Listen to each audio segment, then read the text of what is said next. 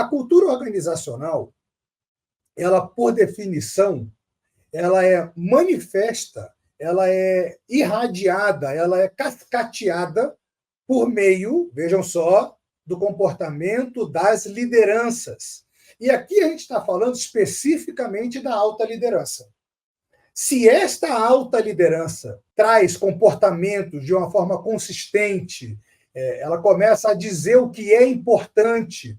Ela, por exemplo, tem um ritual de gestão que é uma reunião, né, diária, toda segunda, uma reunião que seja diária ou semanal, toda segunda-feira. Tá certo? Uma reunião semanal toda segunda-feira. Se essa liderança ela conduz consistentemente, perenemente, esta reunião todas as segundas-feiras, qual é o recado que essa liderança está passando para o seu time? Que aquele encontro é um encontro super importante. E ali ele está dando ritmo na equipe. A equipe começa a aprender que aquilo lá é importante. Então, se você está numa cadeira de liderança, você está numa cadeira de executivo, de executiva, como é que você faz para transmitir para a sua equipe? Seja consistente naquilo que você combinar. Naquilo que você precisar transmitir para a sua equipe, é muito importante que você seja consistente nisso. Não fique oscilando. Um dia uma semana eu faço a reunião na segunda, outra semana eu não faço. Uma eu digo, pode conduzir sem mim, a outra eu não apareço, entendeu? Então, não é dessa forma. A liderança, a alta liderança, as pessoas que estão em cadeira de gestão, líderes, né, executivos, executivas, são essas pessoas que traduzem e constroem a cultura organizacional de forma prática no dia a dia. Isso posto, aonde a postura executiva se encaixa nesse contexto. De uma forma extremamente prática e pragmática, é o seguinte: estes executivos e estas executivas de alto escalão, que já estão sentados lá no topo da pirâmide, né, respirando o ar do Olimpo lá em cima, com aqueles crachás que pesam 1 tonelada, aquele crachá pesadão, presta atenção. Essas pessoas, dentro desta organização, existe um padrão. Ele tem algumas nuances, alguns grandes, vejam só, grandes detalhes do que é ser executivo para esse grupo. Então, vou trazer um exemplo muito prático. Se você, por exemplo, tiver a oportunidade de participar de uma reunião de comitê executivo, você vai ver, você vai conseguir observar, se você estiver atento, se você estiver atenta, algumas nuances de como um executivo responde a uma contestação do outro, como que determinados conflitos eles são geridos dentro daquele grupo, de que forma se faz uma nova proposta para se tirar do caminho que estava sendo levado antes de uma determinada situação. Você começa a perceber ali que existem detalhes, mas são detalhes gritantes para aquelas pessoas que lá estão sentadas naquele comitê executivo. Quando essas pessoas saem de lá e elas vão olhar para o seu segundo nível de liderança, qual será o padrão esperado por este executivo ou por esta executiva do seu segundo nível de liderança? O mesmo que ele convive com os seus pares lá em cima no comitê executivo. Então, a referência que esses executivos terão a seu respeito para dizer se você tem ou não tem uma postura executiva será aquela que é vivenciada nos pares de quem já está aqui em cima, no meio dessas pessoas. Então, esse é um cuidado. Eu estou dando aqui para vocês uma chave para vocês não errarem nunca mais. Eu vou trazer um outro exemplo aqui. Certa vez eu fui visitar um banco, e aí não tem a ver porque é indústria financeira, tá? O que eu vou dizer aqui para vocês, até porque era um banco super moderno, banco novo, vamos dizer assim. Eu cheguei para dar uma consultoria sobre cultura organizacional, a gente estava fechando um projeto sobre cultura organizacional.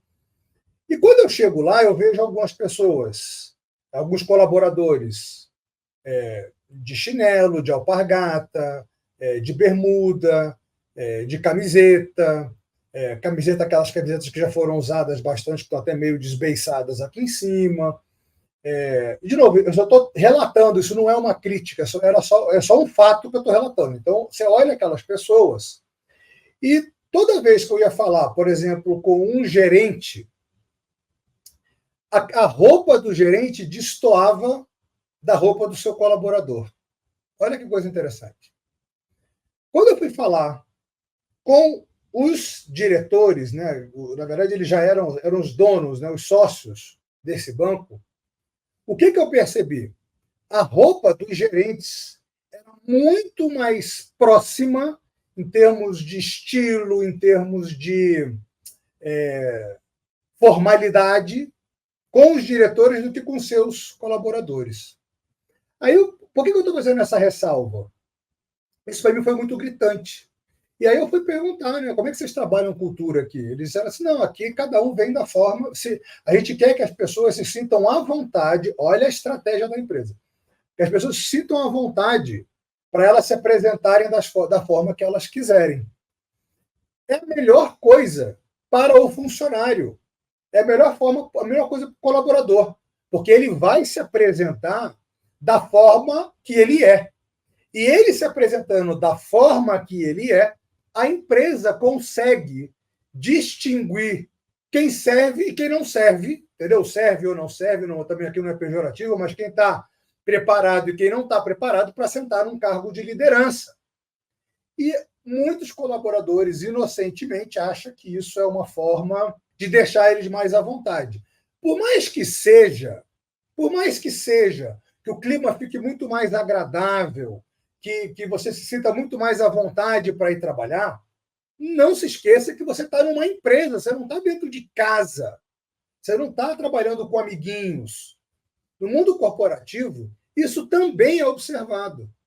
Então, um gerente que está olhando para o seu colaborador como um potencial sucessor, novamente, muito provavelmente ele vai buscar alguém que seja mais parecido com ele ou com ela, porque é daquela pessoa, a gente tem uma grande tendência a querer contato, a se aproximar de pessoas que são mais parecidas com nós, né, com a gente.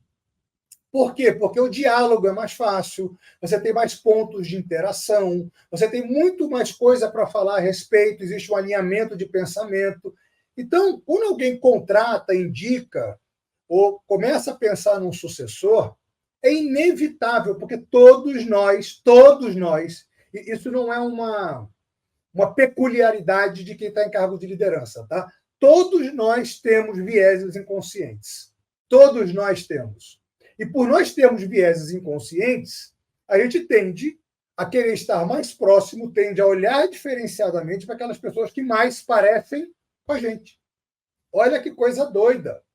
Dessa mesma forma, quando a gente fala de postura executiva, as pessoas, os executivos que estão no alto escalão, vão tender fortemente, devido aos seus vieses inconscientes, olhar para o segundo nível de liderança e procurar e buscar pessoas que são mais parecidas com eles. Por que isso acontece? Porque é mais fácil o diálogo. É mais fácil de haver uma aceitação do grupo. Se um grupo não te aceita, você vai ser expelido, você vai ser expelida desse grupo. Mas se a pessoa olha, começa a ver coisas em comum com você, é muito mais fácil de você ter êxito em fazer parte daquele grupo.